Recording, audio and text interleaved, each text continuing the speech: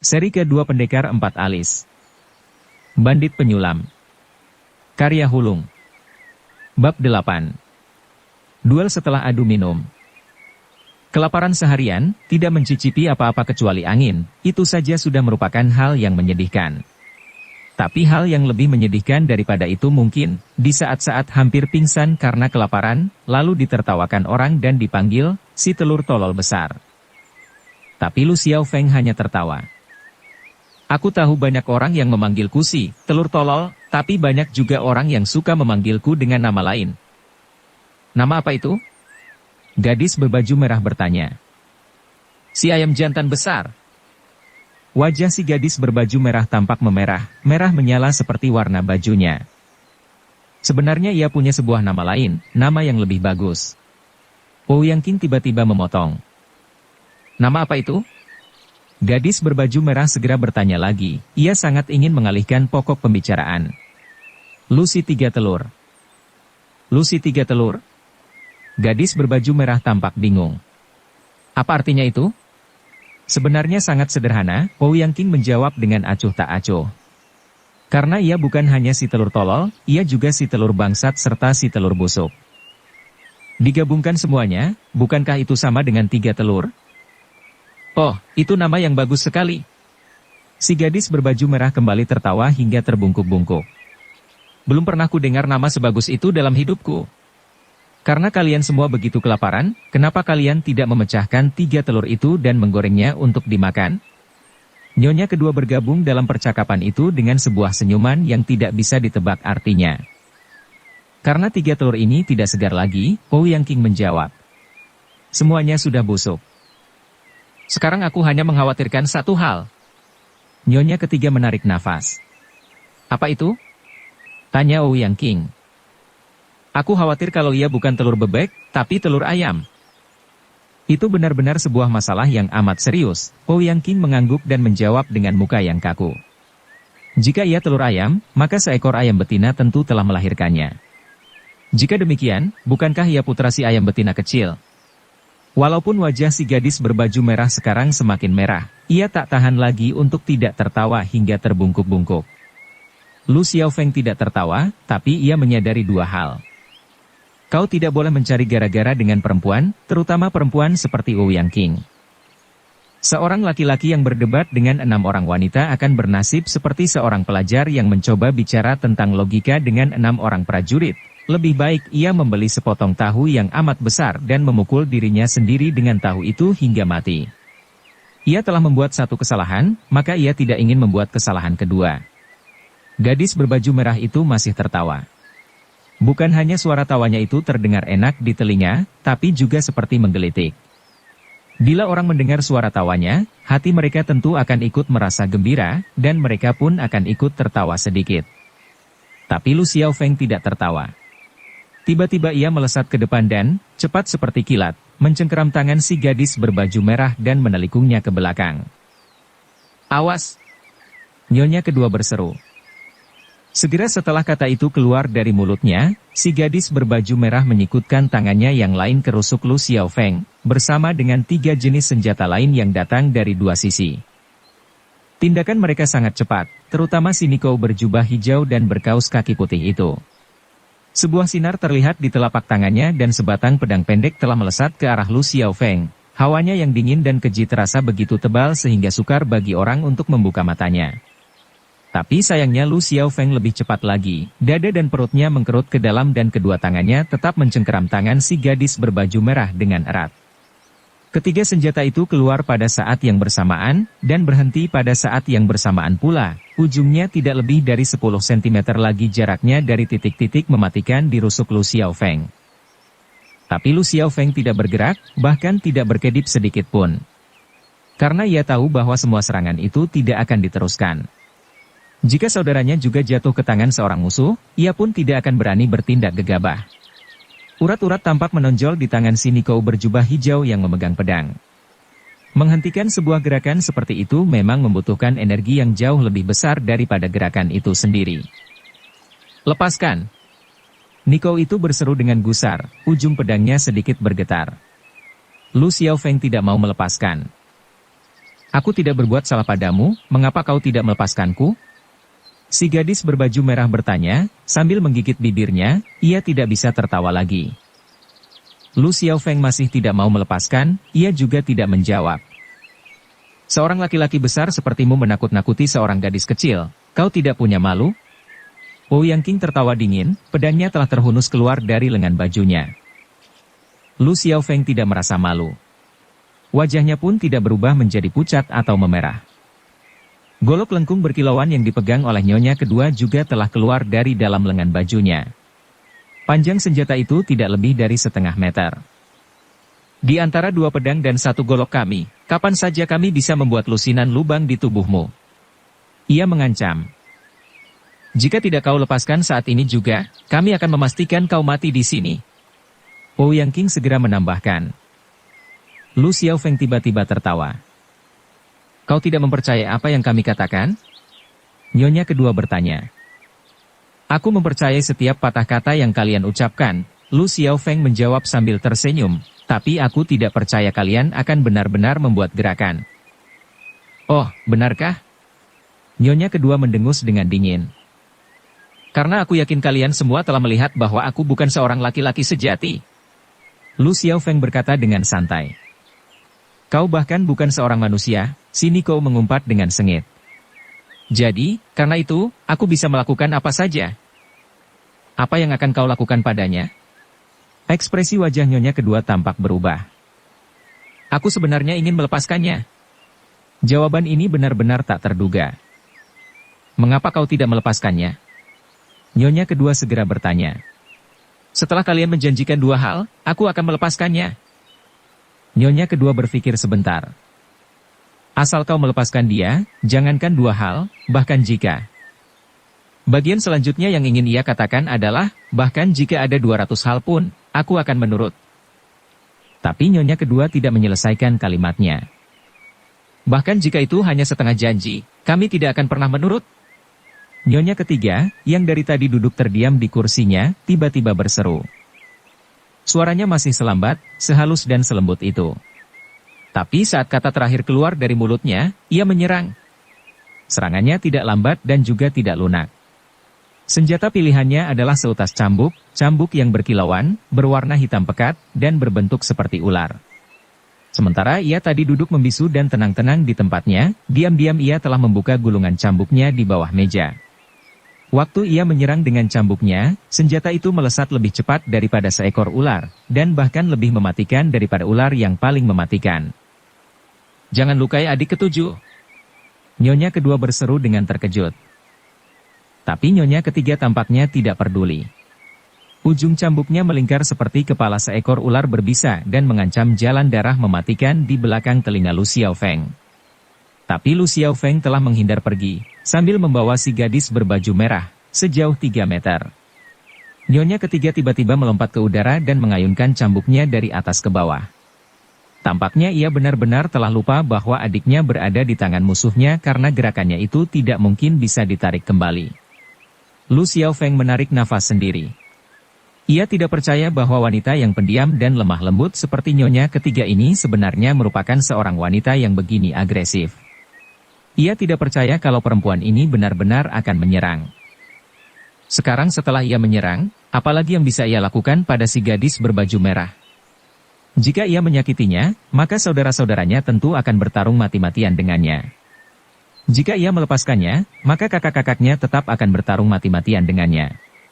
Maka satu-satunya yang bisa ia lakukan hanyalah balas menyerang. Selain dari itu, tampaknya ia tidak punya pilihan lain. Cambuk nyonya ketiga tidak memberikan dirinya pilihan yang lain. Nyonya kedua tiba-tiba menghentakkan kakinya. Baiklah, mari kita singkirkan dulu dia. Bagaimana dengan adik? Ouyang King bertanya. Jika ia berani menyentuh sehelai saja rambut adik kita, aku akan mengiris daging di tubuhnya sepotong demi sepotong. Selama percakapan singkat itu, nyonya ketiga sudah mengayunkan cambuknya sebanyak 20 kali atau lebih. Lu Xiaofeng menarik nafas lagi. Ia tidak suka melihat orang terluka, lebih-lebih perempuan. Tapi ia tidak bisa menghindar terus-menerus, cambuk itu terlalu cepat, terlalu keji. Ia harus membalas. Seperti pelangi yang tiba-tiba muncul, golok lengkung nyonya kedua pun datang menusuk. Gerakannya aneh, tapi jauh lebih keji daripada serangan biasa. Setelah nyonya kedua bergerak, mustahil Ouyang King tidak ikut berpartisipasi juga. Tapi tepat saat itulah, sebuah suara, bang, terdengar saat sebuah cangkir arak memukul goloknya. Sepasang sumpit tiba-tiba muncul dari samping dan menjepit cambuk ular itu. Ah tuh! Sepasang sumpit itu, anehnya, berada di tangan Ah tuh. Wajah nyonya ketiga tampak hijau membesi ketika ia menatap Ah tuh. Aku tidak suka ditekan oleh orang lain. Ia berkata dengan lambat. Aku tahu, jawab Ah tuh. Jika aku jatuh ke tangannya, kalian tidak perlu mengkhawatirkanku dan juga tidak boleh ragu-ragu. Aku tahu. Kan kakinya. Lalu mengapa kau tidak mengizinkan aku menyerang? Karena walaupun ia mungkin bukan seorang laki-laki sejati, ia tetaplah seorang manusia. Setidaknya ia tidak menggunakan adik kita sebagai tameng untuk melawan cambukmu. Nyonya ketiga berpikir sebentar sebelum kembali ke tempat duduknya dengan perlahan-lahan. Sekarang ia duduk kembali dengan wajar dan tenang di kursinya, tidak bergerak sedikit pun. Nyonya kedua juga duduk, sambil memegangi pergelangan tangannya. Walaupun ia memegang goloknya dengan erat, pergelangan tangannya masih terasa kaku dan sakit karena benturan cangkir arak itu. Tapi tidak ada tanda-tanda kemarahan di wajahnya. Tampaknya ia benar-benar patuh pada si pengemis yang penuh kudis ini. Mata Lu Xiaofeng tampak bersinar-sinar. Tadi kau mengatakan tentang dua hal yang kau ingin kami janjikan. Tiba-tiba Ah Tu bertanya. Lu Xiaofeng mengangguk. Mengapa tidak kau katakan yang pertama? Tadinya aku hendak meminta kalian untuk membawaku kepada nyonya pertama Gong Sun. Dan sekarang? Sekarang hal itu tidak ada gunanya. Mengapa? Lu Xiaofeng memandang langsung ke wajahnya. Karena sekarang aku sedang berhadapan dengan nyonya pertama Gong Sun. Ah Tu tersenyum. Senyumannya tampak sangat ganjil, seperti senyuman sebuah boneka. Seharusnya aku telah lama menduga bahwa kau adalah nyonya pertama Gong Sun. Lu Xiaofeng menarik nafas, menyesali dirinya sendiri. Bukan hanya aku telah mengikutimu seharian, aku pun pernah melihatmu sekali sebelumnya. Sebenarnya lebih dari satu kali. Ah Tu tertawa. Lebih dari satu kali? Lu Xiaofeng agak terkejut mendengar pernyataan itu. Malam itu di gerbang barat bukanlah pertemuan kita yang pertama. Lalu di mana pertemuan pertama kita? Lu Xiaofeng semakin bingung. Ah Tu tidak menjawab pertanyaan ini secara langsung, tapi ia malah balik bertanya. Kau ingat Huo Xiu? Tentu saja Lu Xiaofeng ingat pada Huo Xiu. Hari itu, waktu kau berjalan keluar dari pavilion kecil Huo Xiu dan sedang menunggu Hua Menlou di kaki bukit, adakah seorang wanita tua yang membawa sebuah keranjang penuh tumbuh-tumbuhan obat yang baru dipetik, berjalan melewatimu? Wanita itu adalah kau? Lu Xiaofeng hampir berteriak. Ah Tu mengangguk. Kau juga berada di sana hari itu? Kembali Ah Tu tertawa kecil. Jika aku tidak berada di sana, lalu bagaimana Huo Xiu bisa terjebak di dalam kandang itu? Lu Xiaofeng terdiam. Baru sekarang, pada saat inilah, ia akhirnya faham mengapa mesin Huo Xiu yang berada di bawah altar batu jadi tidak berfungsi. Hal itu bukan karena seekor tikus masuk dengan tidak disengaja dan menyebabkan mesin itu terkunci. Tidak mungkin ada kejadian yang begitu kebetulan, dan juga tidak mungkin ada keajaiban. Keajaiban tidak lebih dari hasil kreasi manusia. Aku tahu bahwa Huo Xiu adalah seekor rubah tua, tapi aku tidak akan peduli walaupun ia memotong-motong kalian dan menjual kalian ke tukang jagal. Ah Tu meneruskan. Tapi seharusnya ia tidak menjual Shangguan Feiyan juga. Tentu saja, Shangguan Feiyan adalah salah satu dari mereka. Lu Xiaofeng tiba-tiba teringat pada sepasang sepatu merah yang bersulamkan seekor burung walet terbang itu. Ia membunuh adikku, maka ia harus mati, Ah Tu berkata dengan acuh tak acuh. Walaupun ia masih hidup saat ini, kurasa ia lebih suka mampus. Apakah Su'er melihatmu hari itu? Lu Xiaofeng tiba-tiba bertanya. Anak itu benar-benar seorang setan kecil yang cerdik, Ah Tu tersenyum. Setelah kalian berdua pergi, ia segera pergi ke ruang mesin di bawah altar batu itu. Ia tahu bahwa di bawah sana tentu ada sesuatu. Ia melihatmu. Tidak, ia tidak melihatku, tapi ia melihat sepatu merah yang aku tinggalkan di sana. Dan itulah sebabnya ia mengira bahwa kakaknya belum mati. Lu Xiaofeng tersenyum sedih. Akhirnya, ia tetaplah seorang anak-anak, harapannya itu terlalu tinggi. Ah Tu menarik nafas. Orang yang mati di tangan Huo Xiu tidak akan pernah kembali lagi. Dan itulah sebabnya kau membiarkan Huo Xiu hidup, kau meninggalkannya untuk Suer. Benar, aku ingin dia sendiri yang balas dendam. Tapi aku tidak paham, mengapa kau mau meninggalkan semua harta Huo Xiu untuk dia. Tampaknya kau sendiri pun sangat membutuhkan harta itu. Mata Ah Tu tiba-tiba menampilkan sebuah ekspresi yang amat ganjil. Sayangnya jumlah uang yang bisa ia dapatkan dari Huo Xiu tidaklah banyak. Oh, harta itu telah lama jatuh ke tangan orang lain, tidak seorang pun bisa mengharapkan satu tael perak pun dari tangan orang ini. Siapa orang ini? Lu Xiaofeng mengerutkan keningnya. Dan bagaimana harta yang amat besar itu bisa jatuh ke tangan orang ini? Ah Tu memandang ke kejauhan, matanya menyorotkan sinar ketakutan yang tak dapat diuraikan dengan kata-kata. Tadi kau bilang kau menginginkan kami menjanjikan dua hal untukmu, tiba-tiba ia mengubah pokok pembicaraan dan bertanya dengan dingin. Kau baru menyebutkan satu, apa yang kedua? Aku ingin kau ikut denganku. Kau ingin aku ikut denganmu? Ah Tu kembali tertawa. Kau jatuh cinta padaku? Ya. Kau jatuh cinta pada nenek penjual kacang gula itu? Ah Tu bertanya, masih tertawa sambil menutupi mulutnya.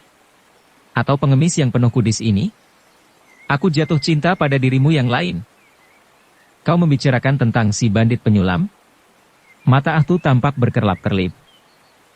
Lu Xiaofeng mengangguk. Kau mengira aku si bandit penyulam? Kau menyangkalnya. Tampaknya, walaupun aku membantah sekarang, tentu tidak akan ada gunanya. Ah Tu menarik nafas.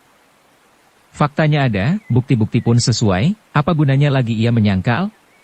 Setidaknya kau pernah menolongku sekali, Lu Xiaofeng menarik nafas. Aku bukan orang yang mudah melupakan hal seperti itu. Aku tahu, Ah Tu menjawab secara sederhana, kau hanya telur tolol. Yang bisa dilakukan Lu Xiaofeng hanyalah berpura-pura tidak mendengarnya. Kau bermaksud membawaku kepada Jin Jiuling untuk diberi hukuman? Kujamin bahwa kau akan menerima pertimbangan dan persidangan yang adil. Tiba-tiba, terdengar sebuah suara, duk. Golok nyonya kedua telah menancap di meja. Sini kau berbaju hijau pun memegang pedangnya di tangannya yang lain. Ekspresi wajah Hou Yang King tampak dingin, dan bibir Jiang King Xia kelihatan pucat. Kau ingin kakak kami ikut pergi denganmu? Kau sedang bermimpi ya?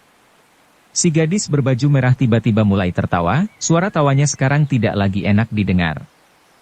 Ia tidak bermimpi, Ah Tu berkata setelah selesai tertawa. Aku bersedia ikut dengannya. Si gadis berbaju merah terdiam, semua orang terdiam. Bahkan Lu Xiaofeng pun tercengang mendengar ucapannya itu. Aku menyukai laki-laki yang bisa berbuat sesuatu, laki-laki yang punya kemampuan, Ah Tu meneruskan dengan lambat.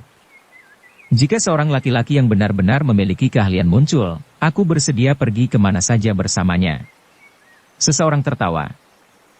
Kali ini Hou Yang King yang tertawa. Ia adalah orang pertama yang memahami arti ucapan Ah Tu itu, jadi jika kau ingin kakak kami ikut denganmu, kau harus lebih dulu memperlihatkan keahlianmu. Aku memiliki beberapa keahlian, Lu Xiaofeng tersenyum, cuma, aku tidak tahu keahlian mana yang kalian ingin lihat. Aku hanya ingin melihat 3 macam saja. 3 macam. Ah Tu menatapnya, kelopak matanya tampak melebar. Kita akan bertanding sebanyak 3 babak. Jika kau bisa mengalahkanku dalam 2 dari 3 babak itu, maka aku akan ikut denganmu. Bertanding 3 babak? Kedengarannya menarik. Kujamin hal ini akan lebih menarik daripada yang engkau perkirakan. Mata Lu Xiaofeng tampak berkedip-kedip. Jadi apa yang pertama akan kita adu? Lomba minum? Ia bergurau. Ia tahu bahwa perempuan ini tidak akan mau bertanding minum dengannya. Hanya wanita dungu yang mau bertanding minum dengan seorang laki-laki seperti dirinya. Tapi Ah Tu menjawab dengan sebuah kalimat yang bahkan tidak pernah terbayangkan dalam mimpinya. Baik. Tanding minum. Waktu arak diletakkan di atas meja, Lu Xiaofeng baru menyadari bahwa ia telah melakukan suatu kebodohan lagi. Saat ini ia dalam keadaan lelah seperti seekor rubah tua dan kelaparan seperti seekor serigala lumpuh. Yang ia butuhkan untuk diminum saat ini adalah semangkuk besar sop ayam, tapi ia malah meminta adu minum. Minum tidaklah berbeda dengan aktivitas lain, ia membutuhkan energi. Di samping itu, saat ini bukanlah masalah besar bagi Nyonya Pertama Gongsun untuk mabuk, tapi ia sendiri tidak boleh, karena tempat ini dipenuhi oleh orang-orangnya Nyonya Pertama Gongsun. Bahkan, seharusnya ia tidak boleh menyentuh alkohol setetes pun. Tapi sekarang, di atas meja ada 6 kendi arak. 6 kendi arak, lagu dari Hushou. Sekarang kudis dan luka-luka di tubuh, tidak bisa lagi ditemukan, ia pun tidak lagi botak. Ia telah menukar pakaiannya dengan baju bulu yang lembut. Tampak anggun, ia kelihatan seperti seorang ibu rumah tangga biasa yang berusia setengah baya. Apakah ini penampilannya yang sebenarnya? Lu Xiaofeng tidak tahu, juga tidak bisa menebak. Tidak ada yang tahu seperti apa sebenarnya Nyonya Pertama Gongsun. Bahkan suaranya pun bisa berubah kapan saja. Saat ini, suaranya seperti seorang tuan rumah yang sedang giat menghibur tamunya.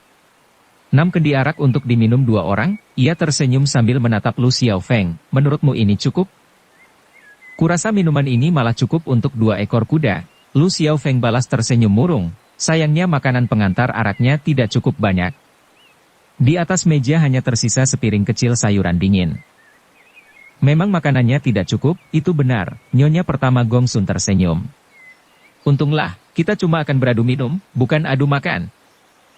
Tentu saja ia tahu bahwa bila seseorang minum arak dalam keadaan perut kosong, maka jumlah alkohol yang bisa diminumnya akan turun drastis, dan sekarang perut Lu Xiaofeng kosong seperti dompet seorang pengemis. Setelah minum 3 mangkuk arak, ia telah merasa ada sesuatu yang tidak beres. Setelah 6 mangkuk, ia seolah-olah merasa kalau dirinya baik-baik saja, 2 mangkuk lagi, dan ia menyadari bahwa ia sedang bertarung dengan perasaan mual karena arak.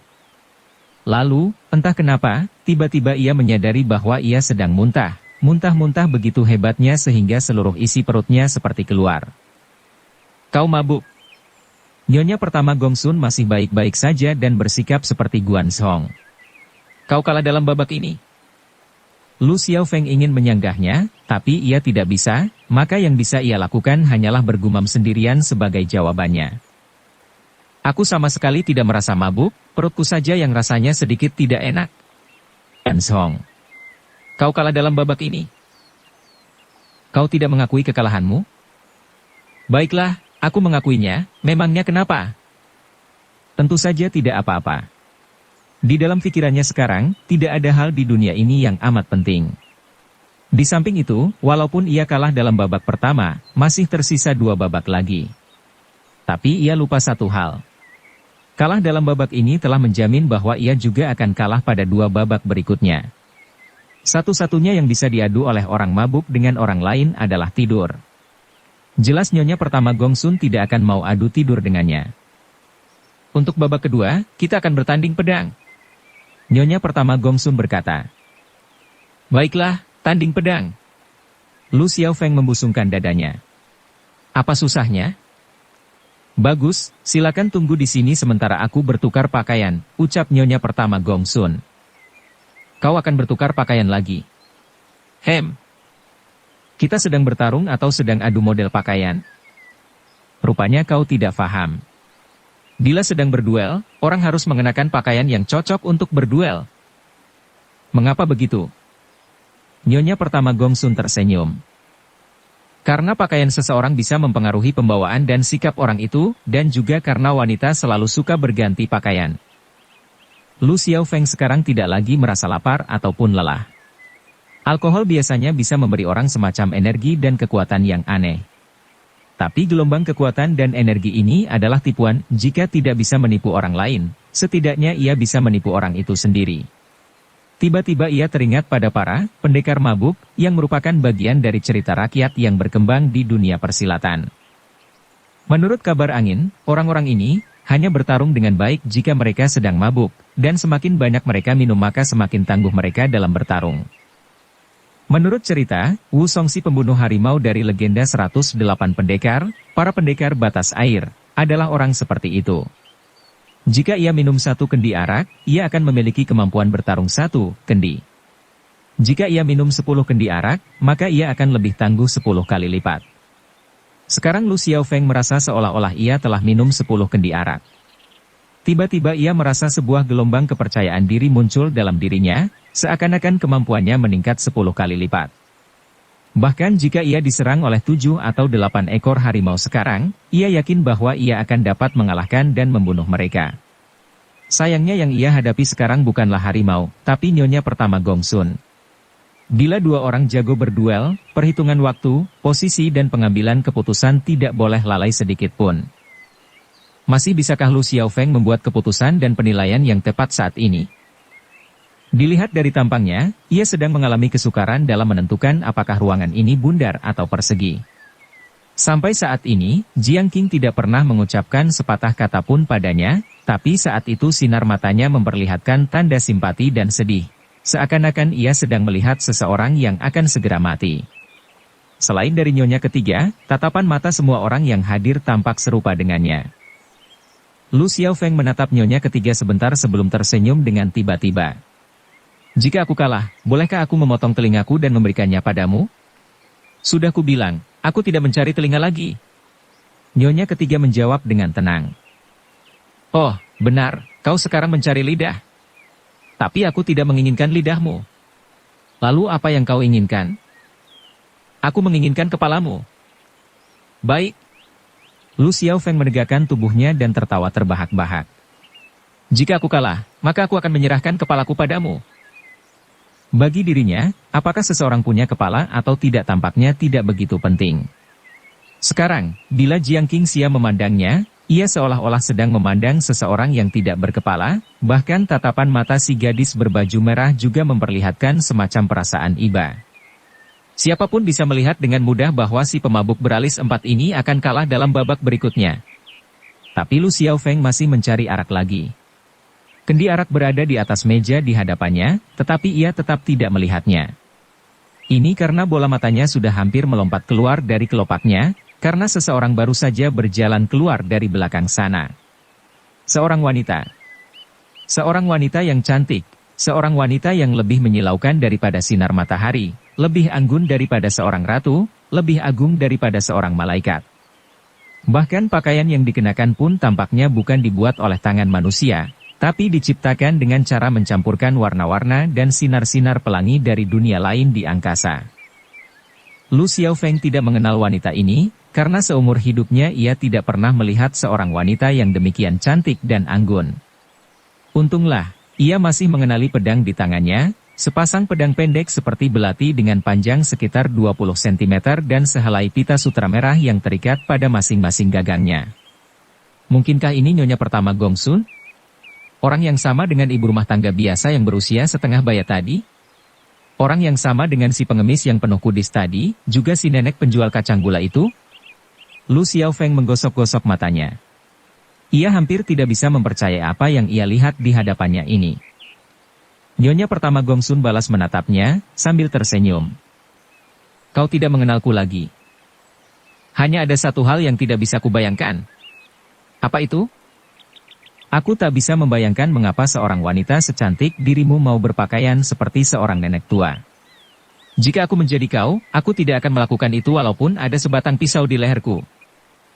Bagaimana kau tahu kalau ini adalah penampilanku yang sebenarnya? Aku tidak tahu, aku hanya berharap bahwa ini adalah dirimu yang sebenarnya. Mengapa begitu? Lu Xiaofeng menarik nafas lagi. Karena jika aku harus mati di tangan seseorang, harapanku satu-satunya adalah mati di tangan seseorang sepertimu. Kau benar-benar pintar bicara dengan seorang wanita, ya? Nyonya pertama Gongsun menjawab dengan genit. Bahkan hatiku hampir tersapu bersih. Ia mendekati Lu Xiaofeng dengan anggun, bajunya yang berwarna-warni seperti pelangi berkibar seperti tertiup oleh angin yang tidak dapat dirasakan, terlihat seperti beratus-ratus ribu utas benang sutra yang sedang menari-nari. Lu Xiaofeng menarik nafas lagi. Kalau lain kali aku berduel pedang lagi, aku pasti akan mengenakan pakaian sepertimu. Oh, kau belum membuat sebuah gerakan pun, dan mataku telah dibuat kabur. Hatiku tersapu bersih, matamu kabur, kurasa kita berimbang. Tidak. Tidak. Kau punya sepasang pedang di tanganmu, yang aku punya hanyalah segenggam keringat. Di mana pedangmu? Aku tidak membawa sebatang pedang pun. Kau membawa golok? Tidak juga. Orang sepertimu tidak membawa senjata apapun bila keluar. Nyonya pertama Gongsun menarik nafas. Itu benar-benar berbahaya. Memang berbahaya, terutama hari ini. Kau ingin meminjam sebatang pedang? Ya. Kau ingin meminjam dari siapa? Lu Xiaofeng berpaling dan tersenyum ke arah si Niko berjubah hijau. Nyonya pertama Gongsun menarik nafas lagi. Ternyata dia tidak benar-benar mabuk, ia masih bisa mengenali barang bagus. Pedang ini juga tidak begitu panjang, tapi tampak berkilauan. Aura pedang itu tampak mencorong dan mendesak keluar. Hanya dengan sebuah sentilan perlahan, pedang itu telah berdengung tiada hentinya. Pedang yang amat bagus. Lu Xiaofeng tak tahan untuk tidak memujinya ketika ia menggenggam pedang itu di tangannya. Sayangnya pedang itu hari ini berada di tangan seorang pemabuk yang akan segera mati, si Niko berjubah hijau berkata dengan dingin. Lu Xiaofeng tertawa. Pemabuk memang benar pemabuk, tapi aku tidak terlalu yakin tentang bagian, akan segera mati, itu. Sekarang mereka berjalan menelusuri pavilion dan tiba di halaman luar. Sinar bintang tampak berkerlap-kerlip di antara daun-daun pohon ginkgo raksasa itu dan menerpa wajah Lu Xiaofeng. Sorot matanya yang seperti orang mabuk tadi tiba-tiba menghilang, sekarang ia tampak secerdik juga liang. Kau tidak mabuk? Nyonya kedua berujar dengan tidak percaya. Lu Xiaofeng tidak menyangkal ucapannya. Jika kau tidak mabuk, lalu mengapa tadi kau mengaku kalah? Nyonya kedua mendesak. Lu Xiaofeng tersenyum kecil. Jika aku tidak mengaku kalah di babak pertama, tentu aku akan kehilangan babak kedua ini, dan lupakan sajalah babak ketiga. Tampaknya orang ini sebenarnya bukan seorang telur dungu, nyonya kedua menarik nafas. Tapi ia benar-benar seorang telur bajingan, si gadis berbaju merah menyela dengan ketus, sambil menggigit bibirnya. Walaupun kau mengaku kalah di babak pertama, belum tentu kau bisa memenangkan babak kedua ini. Nyonya pertama Gongsun berkata dengan santai. Setelah menyelesaikan ucapannya itu, ia membuat gerakannya. Kilatan pedang menari-nari dan pakaian sutera warna-warni yang ia kenakan pun mulai menari-nari pula.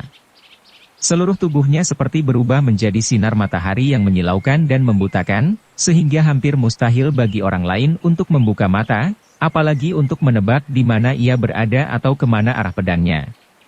Jika orang tidak bisa menduga di mana dia berada, bagaimana orang bisa melihat gerakannya? Pada pertemuannya yang pertama dengan perempuan ini, Lu Xiaofeng sudah tahu bahwa jurus-jurus dan tekniknya tidak dapat diramal dan selalu berubah, hingga mencapai suatu tingkatan yang nyaris lebih menakutkan daripada jurus-jurus Simen Cui Sui. Tapi baru sekarang ia tahu bahwa tekniknya yang dulu itu malah belum mendekat kekuatan puncaknya. Tampaknya kekuatan teknik seperti ini baru bisa ditampilkan sepenuhnya bila digunakan dengan pakaian warna-warni seperti ini.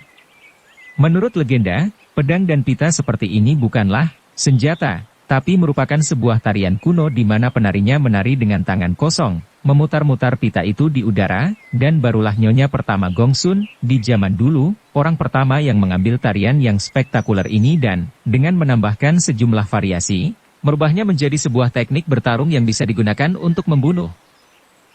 Mungkin dulu ia tidak menggunakan pedang bila ia menari di hadapan Kaisar Sheng Wen Shenwu karena khawatir kalau hawa pedangnya akan membuat takut sang kaisar. Tapi, secara diam-diam, ia benar-benar menciptakan sebuah ilmu pedang, merubah pedang dan pita itu menjadi semacam ilmu pedang. Karena ilmu pedang seperti ini diturunkan dari sebuah tarian, jelas ilmu ini berbeda dari segala jenis ilmu pedang lainnya. Itulah sebabnya nyonya pertama Gongsun yang ini sengaja bertukar pakaian hari ini, tak peduli hal itu akan menyingkapkan seperti apa penampilannya yang sebenarnya. Karena kekuatan yang sebenarnya dari ilmu pedang ini hanya bisa ditampilkan melalui kecantikan, dan hanya seorang wanita cantik yang legendaris seperti dirinya yang bisa menggunakan ilmu ini sampai ke puncaknya. Diam-diam Lu Xiaofeng menarik nafas. Baru sekarang ia menyadari bahwa rahasia ilmu kungfu bukanlah sesuatu yang bisa dibayangkan oleh siapapun. Karena permainan ilmu pedang seperti ini benar-benar tak dapat diramalkan, jurus-jurusnya pun terlalu rumit. Sekali dimulai rasanya tentu akan seperti air raksa yang sanggup memasuki setiap lubang apa saja. Bahkan lubang sekecil apapun, kesalahan sekecil apapun dalam keputusannya, atau kelalaian sekecil apapun dalam konsentrasinya, bisa membawa dirinya pada kematian. Jika ia ingin menang, ia hanya bisa mengandalkan satu kata. Kecepatan. Gunakan kecepatan untuk menembus kekacauan, gunakan tiada perubahan untuk menjawab selalu berubah. Setelah nyonya pertama Gongsun memulai gerakannya, tubuh Lu Xiaofeng pun segera melayang ke arah atap bangunan seberang. Ia melarikan diri, si gadis berbaju merah berseru. Sebelum ia selesai mengucapkan 3 patah kata itu, Lu Xiaofeng telah melayang lagi, tubuh dan pedangnya seperti melebur menjadi satu. Kilatan pedangnya seperti lecutan cambuk kuda, seperti pelangi, langsung mengarah pada nyonya pertama Gongsun dari segala arah. Kilauan pedangnya berkerlap-kerlip dengan liar tetapi cepat, tapi tidak ada perubahan dalam gerakannya dan seolah-olah ia bahkan tidak memiliki satupun jalan keluar. Ia telah memindahkan seluruh energi dan kekuatan di dalam tubuhnya ke dalam serangan yang satu ini, tiada perubahan, tiada variasi, terkadang hal ini malah merupakan variasi yang terbaik. Tubuh nyonya pertama Gongsun seperti embun di waktu malam, pedangnya seperti bintang jatuh, tapi ia tetap saja tidak memiliki waktu yang cukup untuk bereaksi. Tiba-tiba, tubuh dan pedangnya seperti telah diselubungi oleh hawa serangan Lu Xiaofeng. Terang! Suara itu bergema di keheningan malam. Kilatan pedang pun berbaur dan serpihan sutera memenuhi angkasa ketika puluhan rumbai-rumbai di baju nyonya pertama Gongsun terpotong. Tak seorang pun bergerak, tak seorang pun bersuara. Nyonya pertama Gongsun telah berhenti bergerak, ia berdiri tanpa bergerak di sana, tidak menyerang lagi. Lu Xiaofeng pun berhenti menyerang, ia juga berdiri di sana tanpa bergerak, sambil menatap nyonya pertama Gongsun. Babak ini belum berakhir. Nyonya kedua segera berseru. Mengapa kalian berdua berhenti? Jika babak ini adalah pertandingan untuk saling membunuh, maka jelas babak ini belum berakhir, Lu Xiaofeng menjawab dengan santai. Tapi jika babak ini adalah sebuah duel pedang, maka aku telah menang. Nyonya pertama Gongsun akhirnya menarik nafas panjang. Benar, kekuatan seranganmu itu adalah sesuatu yang tidak dapat kukalahkan.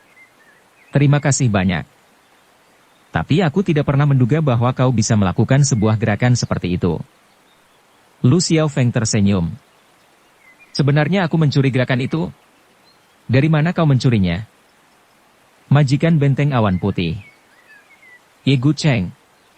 Nyonya pertama Gongsun tampak terkejut mendengar jawaban itu. Lu Xiaofeng mengangguk. Serangan ini disebut, malaikat dari luar langit, inilah inti dari ilmu pedang majikan benteng awan putih. Bahkan Tosukayu yakin bahwa ilmu ini bisa disebut sebagai ilmu pedang terbaik di dunia. Nyonya pertama Gongsun menarik nafas. Gerakan ini dibuat sebelum gerakan sebenarnya dimulai, penerapannya dilakukan setelah gerakan itu dibuat, ia menggunakan kekerasan untuk melawan kelembutan, menggunakan tiada perubahan sebagai perubahan. Ia berkata, ilmu ini memang bisa disebut sebagai ilmu pedang terbaik di dunia. Jika majikan benteng awan putih mendengar sendiri ucapan nyonya pertama itu, ia tentu akan sangat senang. Lu Xiaofeng tersenyum. Tapi seandainya gerakan ini dilakukan olehnya, belum tentu bisa mengalahkanku. Nyonya pertama Gongsun menjawab dengan dingin. Mengapa tidak? Lu Xiaofeng tidak bisa menahan perasaan ingin tahunya. Karena ia adalah seorang jago pedang tanpa tandingan. Sebelum ia membuat satu gerakan pun, aku tentu telah berjaga-jaga. Tapi tadi, waktu kau melompat ke wungan atap, aku malah mengira bahwa kau sedang berusaha melarikan diri, karena itu konsentrasiku pecah, dan aku tidak bisa menangkis serangan yang kau buat dengan seluruh kekuatan tubuhmu itu.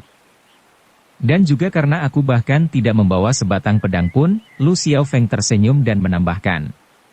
Kau mungkin tidak mengira bahwa aku mampu melakukan gerakan seperti itu? Itulah sebabnya kelembutan bisa mengalahkan kekerasan atau yang lemah bisa mengalahkan yang kuat, prinsipnya sama. Nyonya pertama Gongsun menarik nafas. Lu Xiaofeng pun menarik nafas. Untunglah aku sama sekali bukan seorang jago pedang terkenal, kalau tidak aku mungkin telah mati di tanganmu hari ini. Tapi kau belum menang. Wajah nyonya pertama Gongsun tampak berubah menjadi gelap. Kita masih punya babak ketiga. Babak ketiga dan penentuan. Kita akan bertanding apa di babak ketiga? Lu Xiaofeng bertanya. Qinggong, ilmu meringankan tubuh. Lu Xiaofeng tertawa kecil. Aku tahu kalau ilmu meringankan tubuh adalah keistimewaanmu, di samping itu kau adalah seorang pria dan memiliki keuntungan tenaga dibanding denganku. Nyonya pertama Gongsun menambahkan. Bertanding denganmu dalam ilmu ini akan memberi kerugian padaku, maka aku seharusnya mengalah dan memberimu sedikit keuntungan juga. Lu Xiaofeng menyelesaikan ucapannya. Setidaknya kau harus membiarkan aku lari lebih dulu. Tidak masalah. Tapi jika kau bisa menyusulku, maka kau telah menang, kau tidak perlu lagi bersusah payah. Aku memang bukan orang yang suka melakukan hal yang membuat diriku sendiri bersusah payah. Aku akan menyuruh seseorang untuk memukul lonceng 1 kali sebagai tanda, kau baru boleh mengejar setelah lonceng itu berhenti berbunyi. Lonceng itu hanya dipukul 1 kali? Hanya 1 kali. Tampaknya aku sebenarnya tidak dibuat susah sama sekali. Tapi aku harus... Tentu saja kau harus berganti pakaian dulu. Lu Xiaofeng menyelesaikan kalimat itu untuknya. Ada baju untuk minum, baju untuk duel, tentu saja ada 1 baju lagi untuk adu lari. Nyonya pertama Gongsung tertawa merdu. Kau sebenarnya sama sekali tidak tolol. Ia berkata dengan genit. Malam terasa sedingin air. Ekspresi wajah saudara-saudaranya pun dingin seperti air yang beku. Si gadis berbaju merah tiba-tiba mendengus dingin. Berpura-pura mabuk, lalu mencuri jurus orang lain, aku paling benci laki-laki seperti ini. Lu Xiaofeng tersenyum. Aku memang bukan sedang berusaha membuatmu menyukaiku. Aku ingin bertanya padamu, kau ini sebenarnya seorang laki-laki bukan? Kau tidak tahu? Aku tak tahu. Kurasa kau memang tidak akan tahu, Lu Xiaofeng menarik nafas, kau hanya seorang anak kecil. Gadis berbaju merah itu menatapnya dengan marah sebelum memutar tubuhnya dan melangkah pergi. Seakan-akan ia tidak ingin memperdulikan Lu Xiaofeng lagi. Mata Ouyang Qing tampak berkedip-kedip. Kau tidak bisa menganggapku hanya seorang anak kecil, bukan? Ia bertanya. Tentu saja kau bukan seorang anak kecil, kau hampir cukup tua untuk menjadi seorang nenek. Ouyang Qing juga menatapnya dengan marah sebelum memutar tubuhnya dan berjalan masuk ke dalam pavilion. Lu Xiaofeng menarik nafas dan duduk di atas tangga yang terbuat dari batu. Jika seorang laki-laki hidup sampai umur 60 tahun, setidaknya 10 tahun masa hidupnya tentu akan sia-sia. Ia bergumam pada dirinya sendiri. Kenapa sia-sia? Perasaan ingin tahu nyonya kedua tidak dapat ditahan lagi. Dari 10 tahun itu, setidaknya 5 tahun terbuang karena menunggu wanita berganti pakaian. Dan yang 5 tahunnya lagi.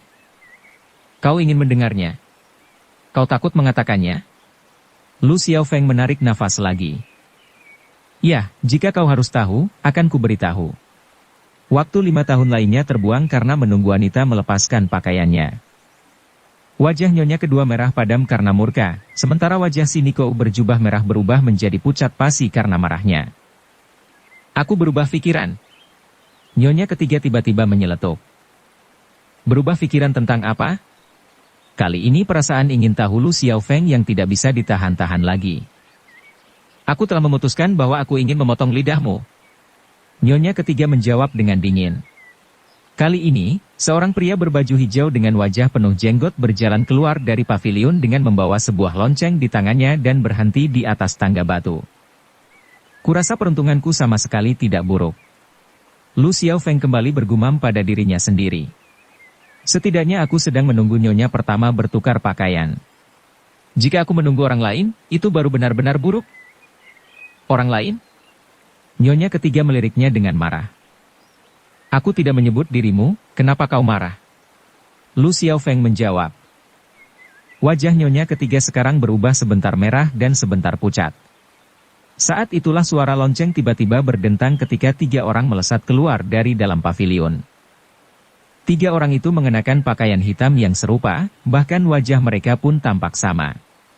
Setelah melesat keluar dari gedung, mereka bersalto sekali dan meluncur dalam 3 arah yang berbeda. Teknik yang digunakan 3 orang ini pun sama. Sebelum dentang lonceng berhenti, ketiganya telah berada di luar tembok yang mengelilingi halaman. Yang manakah nyonya pertama Gongsun yang sebenarnya? Si gadis berbaju merah dan Ouyang Qing tentu tadi pura-pura marah supaya mereka bisa masuk dan berpakaian sebagai 2 orang umpan. Siapa yang seharusnya dikejar oleh Lu Xiaofeng? Tidak peduli yang mana ia pilih untuk dikejar, walaupun ia berhasil menyusulnya, ia tentu akan kehilangan dua orang lainnya. Dan di antara dua orang itu, sangat mungkin salah seorang di antara mereka adalah nyonya pertama Gongsun. Ini seperti sebuah permainan di zaman dulu, tapi jauh lebih sukar. Lu Xiaofeng tidak tahu harus melakukan apa.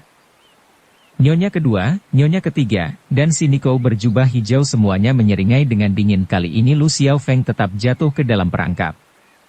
Lu Xiaofeng pun menarik nafas. Tampaknya aku tetap saja jatuh oleh tipuannya kali ini. Ia tersenyum murung sambil bangkit berdiri dan bergumam. Tak peduli apa, kejar saja satu dan lihat hasilnya. Ia pun melesat, tapi tiba-tiba, dan dengan secepat kilat, melayang balik dan, dalam sekejap mata, mencengkeram pergelangan tangan laki-laki yang membawa lonceng itu. Terang! Lonceng itu jatuh ke atas tanah saat laki-laki tersebut terpana melihat perubahan situasi itu. Kenapa kau melakukan ini? Ia bertanya dengan suara yang serak. Bukan karena alasan tertentu, Lu Xiaofeng tersenyum. Aku hanya ingin membawamu menemui seseorang. Siapa? Jin Jiuling. Laki-laki itu memandangnya, menatapnya selama beberapa saat sebelum tiba-tiba ia tertawa terbahak-bahak, suara tawa yang merdu seperti suara burung berkicau. Lu Xiaofeng benar-benar Lu Xiaofeng, bahkan aku pun terkesan. Ternyata laki-laki pembawa lonceng ini adalah nyonya pertama Gongsun yang sebenarnya.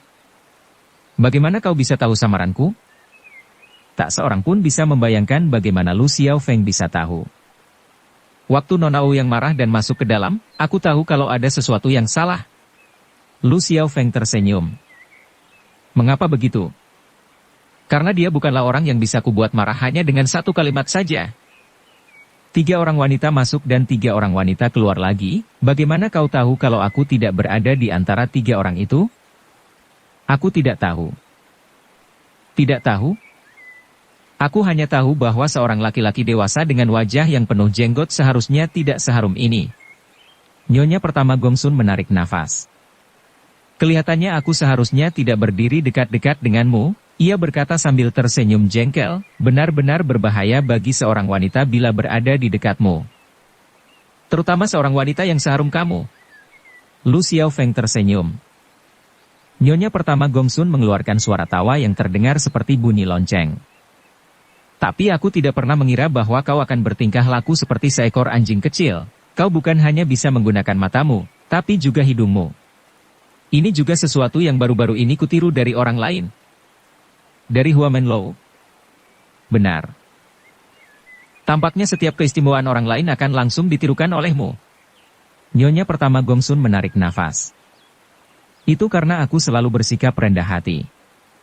Orang yang rendah hati akan selalu bernasib baik. Nyonya pertama Gongsun mengangguk. Itulah sebabnya kalian semua seharusnya bersikap sedikit rendah hati sekarang dan mendengarkan apa yang harus kukatakan. Kami semua mendengarkan. Nyonya pertama Gongsun meyakinkan dirinya. Sekarang kau telah jatuh ke tanganku, jika adik-adikmu menginginkan agar kau tetap aman dan sehat sejahtera, maka sebaiknya mereka tetap tinggal di sini dan menunggu instruksi. Matanya perlahan-lahan menyapu wajah nyonya kedua dan ketiga sebelum meneruskan dengan dingin. Jika seseorang masih ingin mencoba sesuatu, maka itu berarti ia menginginkanmu segera mati sehingga ia bisa mengambil alih posisimu dan menjadi pemimpin di tempat ini. Jangan khawatir, tidak seorang pun di sini yang menginginkan aku mati. Nyonya pertama Gongsun tersenyum dan menjawab. Nyonya ketiga tiba-tiba menghentakkan kakinya walaupun biasanya ia selalu bersikap dingin. Kau benar-benar hendak pergi bersamanya. Kau seharusnya tahu bahwa aku bukanlah orang yang suka menarik kembali kata-kataku, Nyonya pertama Gongsun menjawab dengan santai. Di samping itu, walaupun aku tidak ingin pergi bersamanya, aku tetap harus pergi. Sekali orang ini mencengkeramkan tangannya pada seorang wanita, ia tidak akan melepaskannya walaupun hal itu akan membunuhnya. Terutama seorang wanita yang secantik dan seharum dirimu. Lu Xiaofeng menambahkan dengan acuh tak acuh. Sekarang, aku hanya ingin agar kau hati-hati mengenai sesuatu.